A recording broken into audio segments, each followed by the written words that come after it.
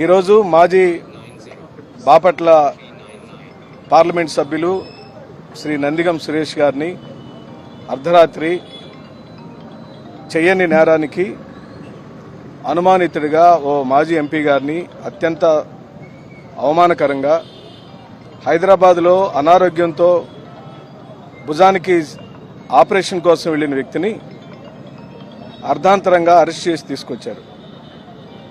కారణం ఏం చెబుతున్నారంటే మీడియాలో వస్తుంది, వాళ్ళు చెబుతుంది తెలుగుదేశం పార్టీ కేంద్ర కార్యాలయం పైన 3 సంవత్సరాల క్రితం జరిగిన దాడిని నందిగం సురేష్ గారు కూడా దానిలో పాల్గొన్నారని, దాడి చేయించిన వ్యక్తుల్లో ఆయన ఉన్నాడని, ఆయన మీద అక్రమంగా ఒక కేసుని ఇప్పుడు బనాయించి 3 సంవత్సరాల క్రితం దాడి జరిగినప్పుడు ఎవరెవరు దానిలో పాల్గొన్నారో పోలీసులు విచారణ చేశారు, అనుమానితులందరినీ పట్టుకున్నారు, చట్టపరమైన చర్యలన్నీ తీసుకున్నారు. కానీ తెలుగుదేశం పార్టీ అధికారంలోకి వచ్చిన తదుపరి రాజకీయాలంటే అక్రమంగా కేసులు పెట్టడం, దౌర్జన్యంగా ఈడ్చుకు రావటం, కనీసం మాజీ పార్లమెంటు సభ్యుడన్న గౌరవం కూడా ఆయనకు ఇవ్వకుండా, నేను ఒక మాజీ ఎమ్మెల్యేని, మా పార్టీకి సంబంధించిన ఎస్సీ విభాగ రాష్ట్ర అధ్యక్షుడయ్యా, కనీసం వెళ్లి చూసొస్తానని అడిగినా కూడా గంట సేపటి నుంచి ఎస్ఐ స్థాయి వ్యక్తులను బతిమలాడుతున్నా కూడా కాలు ముందుకు వేయనీయలేదు. కనీసం పోలీస్ స్టేషన్ గేట్లో కూడా మమ్మల్ని రానిలేదు. అంటే అంటరానితనం, మాలా మాదిగలు అరెస్ట్ కాబడితే కూడా పలకరించే దిక్కుమొక్కులేని ఈ రాష్ట్రంలో మా దయనీయమైన పరిస్థితిని ఈ రాష్ట్ర ప్రజలందరికీ విన్నవిస్తున్నాం. ఇక్కడ అంటరానితనం జరుగుతుంది, రాజకీయ అంటరానితనం జరుగుతుంది, వ్యక్తుల మీద అంటరానితనం జరుగుతుంది. అదే పెద్ద వ్యక్తులకు సంబంధించిన కొడుకులో, మనవళ్ళలో, మనవరాళ్ళలో అయితే ఈ విధంగా అవమానపరుస్తారా? ఈ విధంగా ఆపేస్తారా? పక్కకు సంబంధించిన మాజీ మంత్రుల స్థాయి వ్యక్తులు వస్తే ఎక్కువసేపు గేటు దగ్గరుంటే నీ మీద కూడా కేసు పెట్టాల్సి వచ్చిందంటే భయపడి పక్కకి వెళ్ళిపోయారు. ఈ రోజున ఈ రాష్ట్రంలో దయనీయమైన పరిస్థితి అది. పోలీస్ స్టేషన్లో పోలీసులు డైరెక్ట్గా చెప్పేస్తున్నారు, గేటు దగ్గర ఎక్కువసేపు ఉంటే నీ మీద కూడా కేసు బనాయించాల్సి వచ్చింది అని.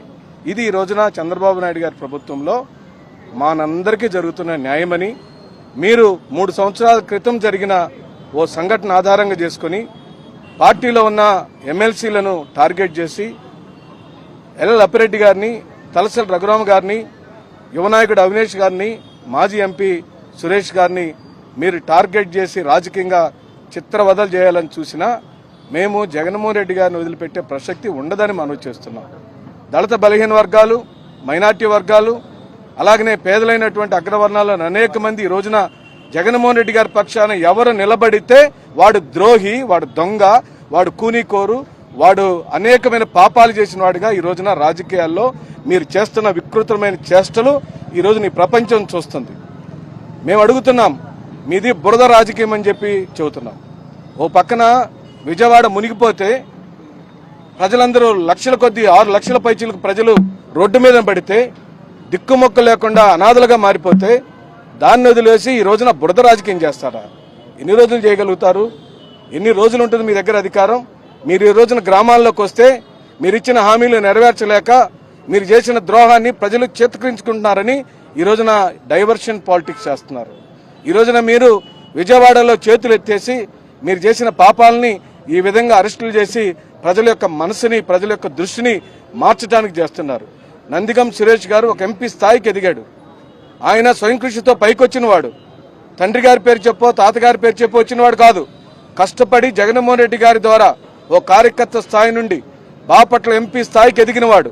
అలాంటి వ్యక్తిని ఈ రోజున మీరు దారుణంగా అవమానపరిచిన, దొంగ కేసులు బనాయించాలి చూసిన, గతంలో కూడా ఆయన్ని మరి రాజధాని ప్రాంతంలో చెరుకు తోటలను తగలబెట్టించాడని అనుమానితుడిగా తీసుకెళ్లి మీరు ఏ విధంగా ఘోర అవమానాలు చేశారో మీరు చూశారు. ప్రజలు ఆయన్ని ఎంపీని చేస్తే ఈ రోజున మీరు మళ్లీ తీసుకొచ్చి జైల్లో పెట్టారు. ఇది మేము గుర్తుపెట్టుకుంటామని చెబుతూ ఇలాంటి అకృత్యాలకు పోలీస్ శాఖ వారికి కూడా మేము మనవి చేస్తున్నాం. మీరు ఇలాంటి రాజకీయాలకు సహకరించి ఈ విధంగా మీరే ఒక గూండాల్లాగా ప్రవర్తిస్తే ప్రజాస్వామ్యంలో దళితులకు, మరి ముఖ్యంగా మాకు చాలా చాలా బాధగా ఉంది, అవమానకరంగా ఉంది. భయపడుతున్నాం మీ రాజకీయం ఎందాకపోతుందని చెప్పి. కానీ జగన్మోహన్ రెడ్డి గారు మాత్రం వదిలే ప్రసక్తి లేదని చెప్పి మనం చేస్తున్నాం.